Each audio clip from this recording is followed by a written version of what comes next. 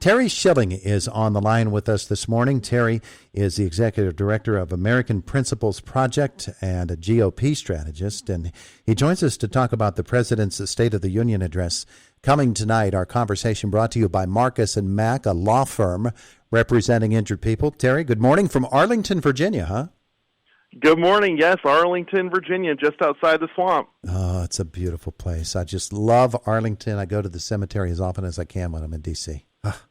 What a place. It's a beautiful spot. It really, really is. Hey, Terry, this is going to be an interesting evening tonight in your neighborhood.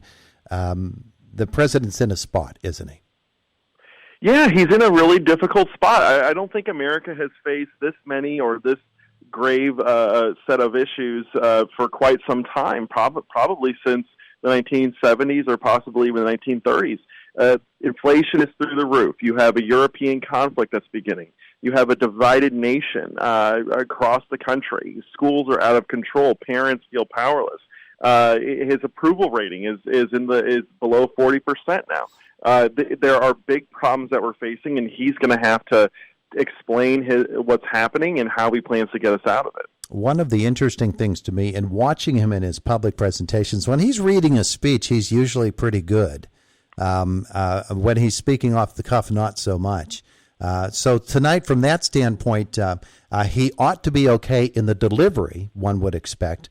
But at the same time, he's relying on speechwriters who are really, I'm sure, even at this moment, working on this thing for tonight. Right, and it's just because things are happening so quickly, and frankly, it's going to be tough to spin your way out of this, which we see so much spin coming out of the White House these days.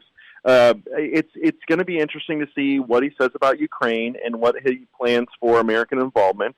I imagine he will take a victory lap on COVID. The CDC is revising their guidelines and their policies. They've revised, how they're tracking COVID. He'll brag about getting 75% of Americans vaccinated, and he'll do a victory lap there. It'll be interesting to see how he handles inflation, which the Federal Reserve says it's at 7%. I think it's a lot higher than that for most families. My grocery bills, for example, have gone up 35%. But it's gonna be very tricky, and to see what he thinks are causing it and how he plans to get us out. Probably the issue that is going to strike most people most is the price of gas at the pumps, and that has a direct correlation to what's happening in Europe, doesn't it? It does. However, we have also shut down a lot of our oil production here domestically. When President Trump was in office, we were net exporters of oil, which was the first time in a very long time. And there's no reason to not go back to being a net exporter. It's simply a matter of government policy and government choice. We need to get back to being energy independent. I'm fine. I think most Americans are fine with green energy, but they understand the reality that you can't switch to 100% renewable energy. You need, oil. You need the coal. You need, natural gas. All of that. And so we need to get back to being energy independent, and we can't rely on these foreign countries because of these types of conflicts that we're seeing in Europe. I think one of the things about it is, too, it was a matter of just I'm in office now and I'm turning off the switch, and that really struck people the wrong way. It should, right? These are jobs in America at minimum. These are good-paying jobs that allow people to provide for their families and to put their kids through college and even give kids jobs outside of college. There was no reason for it. And frankly, it's a huge tax on the American people. The gas is over $4 a gallon in many parts of the country. That's unsustainable. You can't support a family on that. And there's no reason for it besides these cockamamie green energy schemes that really don't benefit anyone besides Silicon Valley and our elites. With things changing as quickly as they are in Ukraine, and with that such a world-dominant issue right now, what is the best approach for the president in the State of the Union address in talking about what is happening in Europe and our response to it and the response of other nations, which frankly in Europe, the European nations seem to have had a much stronger response than we have? Well, that's a very interesting question, and frankly, I'm no foreign policy expert by any means, but I can tell you where I think most Americans are. I think most Americans are much more concerned about what's happening here domestically. Most Americans are concerned about what's happening at our own southern border rather than what's happening at the Ukraine border. I understand the importance of, international stability. However, this is just too much at one time. I mean, if you look at what's happening to our kids in school, what's happened to our economy because of COVID, what's happening with inflation, we have so many problems here at home that it's very difficult for a lot of Americans to envision us getting involved in another foreign conflict. When we think about the president's State of the Union address, historically, it's been a chance for a president to either focus upon triumphs and move forward with the program strongly, or to press a reset button. Is either of those the case tonight? Either could be he could go either way on that. I think he'll double down. He'll talk a lot about how we've gotten out of the COVID pandemic, and now it's time to build back better. And we need to pass this Build Back Better plan and invest, all the trillions of extra money into whatever programs he's prioritizing. I think he'll talk a lot about infrastructure, but I don't know if he's going to use it as a reset so much as use it as an opportunity to tell the American people where he wants to take this country and what he plans to push for over the next year. Have presidents who have had difficulty in the polls recently and have been thought of negatively, have they historically been able, with the State of the Union address, been able to turn that momentum the other way? I don't think we've seen that for a very long time. The State of the Union has become mostly ceremonial in a lot of ways. You don't really learn very much from the president's speech at the State of the Union. Where things will change for Joe Biden and his fate is after the midterm elections, as you saw with President Obama back in 2010. It was looking dire for him up until after 2010, and then it was up to the Republicans to paint a bold vision for the future of the country, and they failed to do that.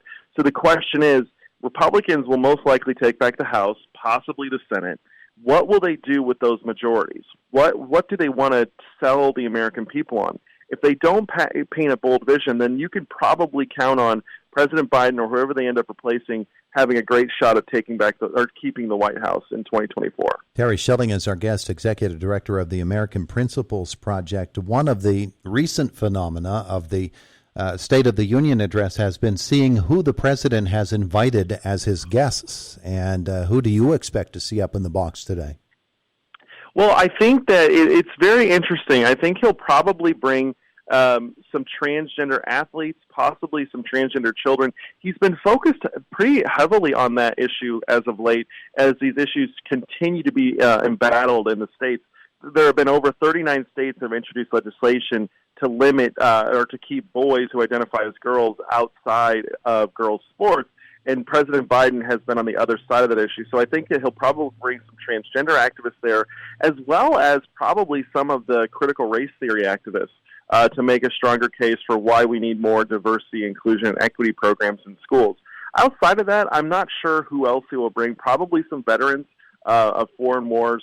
That's typically done when when the president is pushing some type of veterans package, and I'm sure that's included in the Build Back Better program. His Supreme Court nominee, will she be there?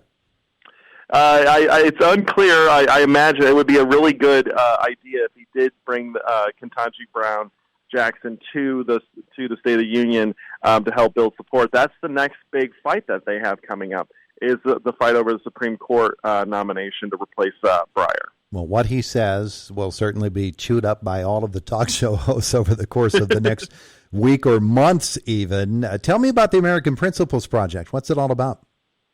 Oh, it's the coolest thing ever. I'm so proud of the work we're doing. We're building what I call the NRA for families. And what I mean by that is it's a political organization that organizes families in politics to fight for the family, the same way that the NRA organizes gun owners in politics to fight for Second Amendment rights. We're fighting the left on issues like racialism in schools, on giving parents more power over their kids' education, as well as protecting children from transgender indoctrination in schools. It's one of the funnest projects I've ever worked on, and we've grown so much in the past years. In 2019, we were around $2 million. 2020, we grew to $7.5 million, and this year, we're most likely going to get over $12 million. So we're growing like crazy. There's never been a bigger need for it, and the American people are responding and rising to these challenges facing the American family. Where are we going to learn more about it? You can follow me on Twitter at Schilling1776. It's just SCHILLING 1776, or AmericanPrinciplesProject.org. Terry, thank you so much for visiting with us. It's been fun. Yeah, thank you. I'll come on it back anytime. Beautiful. Have a great day. You too. It is the voice of Indiana County, WCCS 101.1 FM and AM 1160. Fox News is coming up next at the top of the hour, and then we follow that with news, actually with, Josh will have a brief look at the news, and then it is the Brian Kilmeade Show. Boy, that's going to be a raucous time, isn't it? My goodness gracious. Hey, AccuWeather says today, breezy, times of clouds and sun, 50 degrees is our projected high temperature for today in downtown Indiana. Right now, the temperature is 46. Indiana County 911 is still looking okay.